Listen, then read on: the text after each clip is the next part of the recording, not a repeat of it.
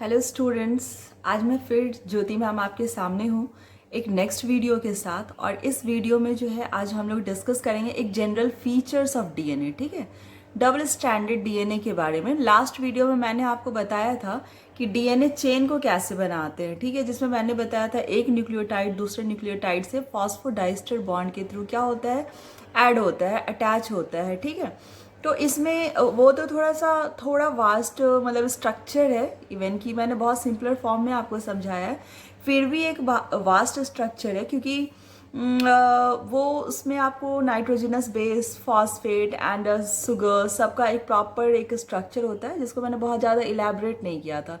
But इस video में मैं आपको वो चीज़ें इतनी आसानी से समझाऊंगी कि आपको मतलब इजीली समझ में आ जाएगा। तो let's come to the structure. See here in the board, अगर आपको दिख रहा होगा तो जो पहला मैंने लेबलिंग किया है, जो फर्स्ट डायग्राम है, वो मैंने एक डबल स्ट्रैंडेड डीएनए का स्ट्रक्चर बनाया है। डबल स्ट्रैंडेड, एक तो ये बात आपको पता होनी चाहिए कि न्यूक्लियोटाइड का जो चेन मैंने बनाया था वो मैंने उस टाइम सिंगल स्ट्रैंडेड बनाया था। उस फॉर्म में मैंने अभी डबल स्ट्रैंडेड नहीं बनाया है, क्योंकि डबल स्ट्रैंडेड को समझने के लिए थोड़ा आपको कुछ एडिशनल नॉलेज की ज़रूरत है। ठीक है, तो इसको हम लोग समझते हैं आज बहुत आसान लैंग्वेज में कि जो पहला डायग्राम मैंने बनाया हुआ है वो क्या है, डबल स्ट्रैंडेड डीएनए है। आपको दिख रहा होगा एक चेन AGCT का है, तो दूसरा चेन जो है TCGA का है। ये दो चेन है, दोनों को डीएनए का डबल स्ट्रैंड बोलते हैं हम। तो ये जो डबल स्ट्रैंडेड डीएनए है, आप देखिए ये दोनों जो स्ट्रैंड है, अगर आप एक स्ट्रैंड को देख रहे होंगे तो you can see that at the top of the strand I have written 5'। सबसे ऊपर 5' लिखा हुआ है और एक ही उस स्ट्रैंड के सबसे नीचे 3' लिखा हुआ है, जबकि दूसरे स्ट्रैंड पे ये अपोजिट है। 5' के नियर देखो 3' है और 3' के नियर देखो 5' है। इसका मतलब क्या हो रहा है, ये जो दोनों स्ट्रैंड है वो अपोजिट डायरेक्शन में है, इसीलिए इस दोनों स्ट्रैंड को बोलते हैं anti parallel strand. Anti parallel strand, ये याद रखिएगा, पैरेलल है बट एंटी, अपोजिट डायरेक्शन में पैरेलल है। ठीक है, ये बहुत इंपॉर्टेंट है। These are the general features of DNA. DNA is a double stranded anti parallel structure. ठीक है, चेन ऑफ न्यूक्लियोटाइड। यहाँ देखो एक और चीज जो इंपॉर्टेंट है वो क्या है कि AGCT जो भी है न्यूक्लियोटाइड एक दूसरे से अटैच है। और यहाँ देखो A के पास मैंने लिखा है दूसरे स्ट्रैंड में T, G के सामने लिखा है C के सामने लिखा है G, T के सामने लिखा है A। इससे क्या समझ में आता है कि A और T ही की हमेशा पेयरिंग होगी। पेयर हमेशा A T के साथ और T A के साथ बनाएगा। जैसे आप लोगों का कोई अपना एक खास फ्रेंड होता है कि हम ही दोनों फ्रेंड हैं, तीसरे को नहीं आने देंगे, वैसे ही A जो है ना G के साथ फ्रेंडशिप करेगा ना C के साथ। पेयरिंग हमेशा T के साथ होगी। ठीक है, T की पेयरिंग हमेशा A के साथ होगी। सिमिलरली G की पेयरिंग हमेशा C के साथ होगी, C की पेयरिंग हमेशा G के साथ होगी। ठीक है, ये चीज़ ध्यान में रखना। तो ये दोनों स्ट्रैंड जो होगा वो एक दूसरे को बोलते हैं कॉम्प्लीमेंट्री स्ट्रैंड। ये क्या बोलते हैं, ये दोनों एक दूसरे का कॉम्प्लीमेंट्री स्ट्रैंड है, एक दूसरे का कॉम्प्लीमेंट्री स्ट्रैंड है। ठीक है, तो ये चीज़ आपको ध्यान में रखना है कि A T का कॉम्प्लीमेंट्री है, G C का कॉम्प्लीमेंट्री एंड वाइस वर्सा। अब सेकेंड नंबर जो मैंने लिखा हुआ है, सेकेंड नंबर पे ध्यान दो। मैंने एक ही चेन बनाया है न्यूक्लियोटाइड का, जिसमें मैंने 4 न्यूक्लियोटाइड लिखे हुए हैं AGCT, और डायरेक्शन दिया हुआ है कि 5' ऊपर की तरफ है, 3' नीचे की तरफ। क्या यहाँ पे मैंने बहुत क्लियर बताया है कि A और G के बीच में जो बॉन्ड बन रहा है, दो न्यूक्लियोटाइड के बीच में जो बॉन्ड बन रहा है, that is phosphodiester bond. Question can be asked which bond is formed between 2 nucleotides. तो आपका आंसर यहाँ से आ जा रहा है फॉस्फोडाइस्टर बॉन्ड। तीसरे में मैंने क्या दिखाया है आपको कि A और T के बीच में जो बॉन्ड बन रहा है या C और G के बीच में जो बॉन्ड बन रहा है वो हाइड्रोजन बॉन्ड है। कौन सा बॉन्ड है, हाइड्रोजन बॉन्ड।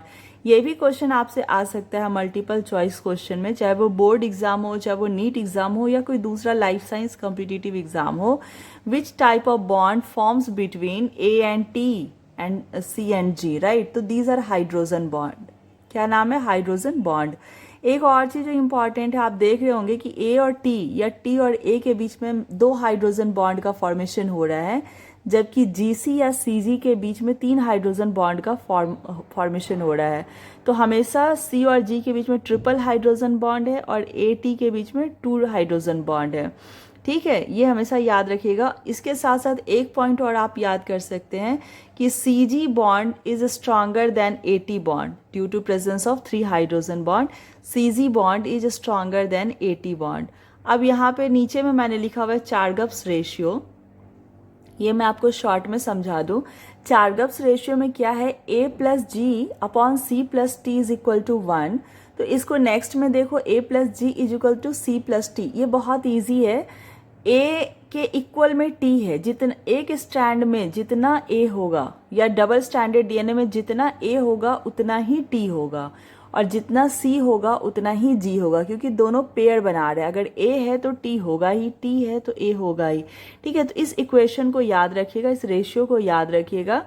ठीक है, A+G/C+T इज इक्वल टू 1। ये चार्गप्स रेशियो है, एग्जाम में पूछ सकते हैं।